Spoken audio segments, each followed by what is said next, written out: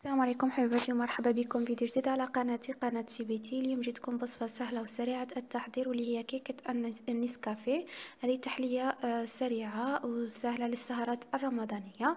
راح نبدأ معكم بالمقادير. نحتاج هنا 2 حبات من البيض، رشة من الملح، ملعقة صغيرة من الفانيليا، ثلث الكوب من السكر.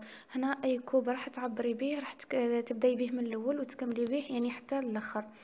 هنا راح نحاول نخلط هذا الخليط حتى يضعف، سواء بالخلاط اليدوي ولكن راح يدي منك شوية تاع الوقت، او بالخلاط الكهربائي سواء البيتخا او الباتر على حسب المتوفر.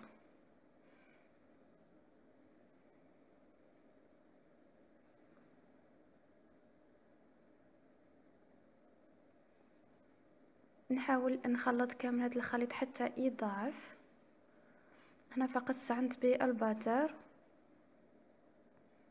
كما قلنا انه الخلاط اليدوي يدي شوية تاع الوقت.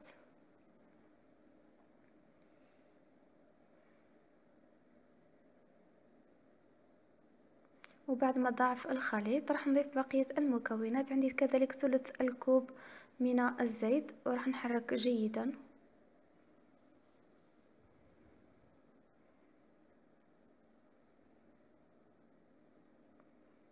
وكذلك ثلث الكوب من الحليب، يعني بنفس الكوب اللي كيلتي به راح تكيلي به يعني باقي المكونات. وكذلك ملعقتين أكل من الكاكاو البودرة. اللون تاعو ما يكونش غامق. إذا كان لونه غامق استعملوا فقط ملعقة واحدة، يعني اللي يكون لون تاعو داكن ملعقة واحدة، واللون تاعو فاتح استعملوا ملعقتين. والأفضل هاد النوعية أفضل من الآخر. وهنا نستعمل ثلثي الكوب من الفرينة مع ملعقة صغيرة من خميرة الحلويات بيكنج باودر. وراح نحرك كل المكونات جيدا، نخلط حتى يعني يتجانس هذا الخليط.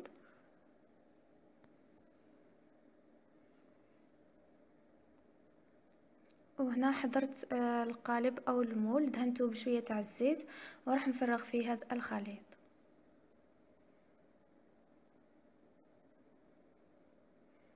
يعني هاد الوصفة بإمكانك تحضريها في رمضان مع الصباح، وفي السهرة توضعيها يعني عادي، أو بإمكانك تحضريها نهار ما قبل كما حبيتي، يعني على حسب الوقت أو حسب القدرة نتاعك.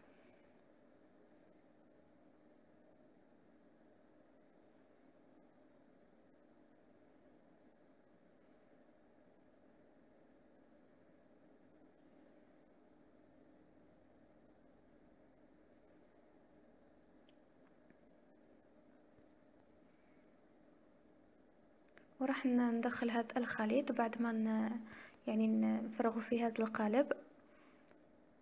راح ندخله للفرن يكون مسخن من 15 دقيقة إلى من ربع ساعة إلى 20 دقيقة على حسب نوعية الفرن. وكذلك الخليط أو هاد العجينة تاع الكاكاو يعني سهلة وسريعة يعني في الطهي، غير نشوفوها فقط نشفت ندخلو فيها كوردون أو سكين وراح نشوفوها اذا كان نشفت راح نخرجوها. وهنا نبداو مع بعضياتنا في السيرو او الشربات او هذا الشراب اللي راح نسقيو به الكيكه نتاعنا. عندي هنا نصف كأس من السكر مع كأس من الماء وملعقه اكل من النسكافيه، هذا يعني لمحبي النسكافيه او القهوه عموما. ملعقة أكل نضعها من النسكافيه وراح نخلط كامل هذا الخليط وراح نضعه على النار حتى يعني يغلي. نحسبوا له 5 دقائق بعد ما يبدأ يغلي ونطفيه عليه. وهنا بعد ما غلى لي هذا الخليط نتاعي ونحيته من على النار راح نخليه يبرد. وكذلك هنا الكيكه راه طابت راح يعني نخليوها تبرد. فقط هنا راح نشوفوها اسكو، شوفوا كيفاش يعني نبيكيوها فقط بهذا الكوردون تاع الاسنان ونشوفوا اسكو راه ناشفه من الداخل. اذا كان ناشفه خلاص يعني خنخليوها تبرد، اذا كان راه ناقصه يعني قبل ما نخرجوها من الفرن نشوفوها يعني نزيدو نخليوها طيب. وهنا بعد ما بردت الكيكه نتاعي راح نثقبها شويه. وكذلك راه السيرو تاعنا راه برد، السيرو تاع النسكافيه والشربات او الشراب تاع النسكافيه.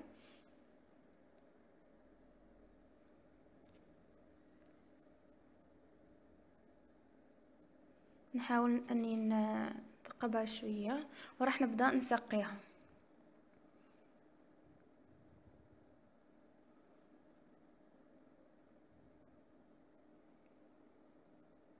وراح نخليها حتى تتشرب يعني شويه. وكذلك هنا بعد ما نخليها تشرب راح نبداو نحضروا مع بعضياتنا الكريمه اللي راح نديروها كطبقه ثانيه فوق الطبقه تاع الكيكه نتاعنا. نحتاج الى علبتين من فلون كراميل، ياغورت فلون كراميل. ونحتاج ملعقتين تاع الاكل يكون بومبي من الكريم شونتيي او اكثر على حسب نوعيه الكريمه.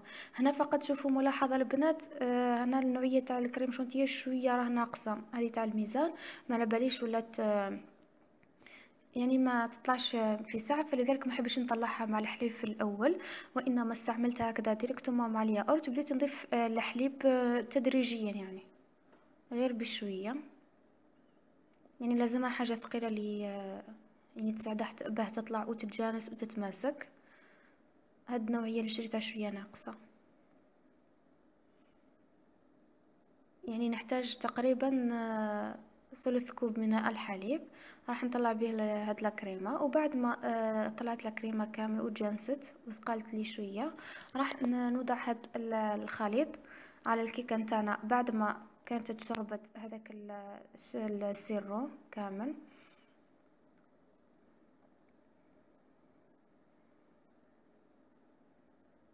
ونحاول اني نوزع هاد الخليط او هاد الكريمه على الكيكه نتاعنا كامل،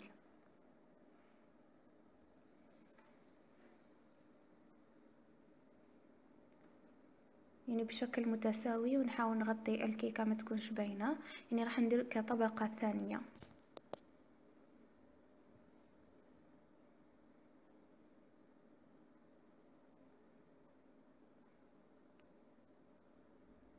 وبعد ما سويت يعني السطح نتاعها كاملا راح نغلفها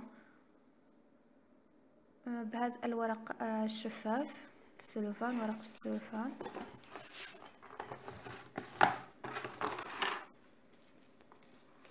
وراح ندخلها يعني للثلاجة ونخليها من 4 ساعات فما أكثر. أو بإمكانكم كما قلت لكم في رمضان يعني تطيبوها من الصباح وتخليوها في الليل عادي يعني. وإذا حبيتوا يعني تستعملوها الآن خليوها ليلة كاملة. أنا يعني استعملتها تقريبا ل 12 تاع الصباح وخليتها ليلة كاملة حتى من غدا صباحا، يعني باش استعملتها وقطعتها معكم يعني تأكل باردة.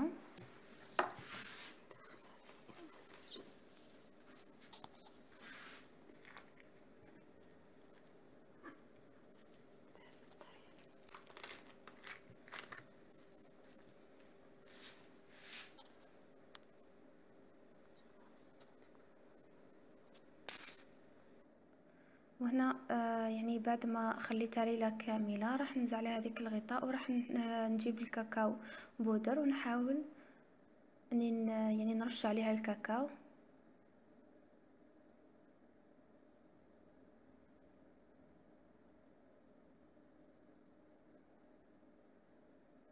وهنا راني قطعت يعني قطعة منها او مقسو منها، نحيت منها. راح تشوفوا كيف جات يعني ما شاء الله.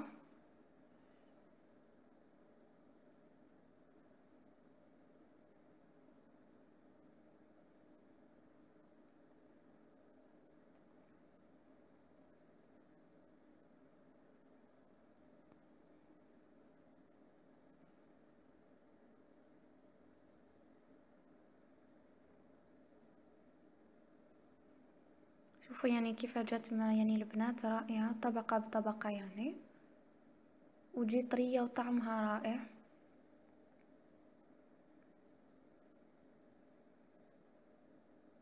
شاء الله البنات تعجبكم هذه الوصفة. واذا عجبتكم ما تنسوش ديروا لي لايك، اشتركوا في القناة وفعلوا زر الجرس حتى يصلكم كل جديد بإذن الله. وما بقى لي غير نقول لكم السلام عليكم، تهلاو في رواحتكم.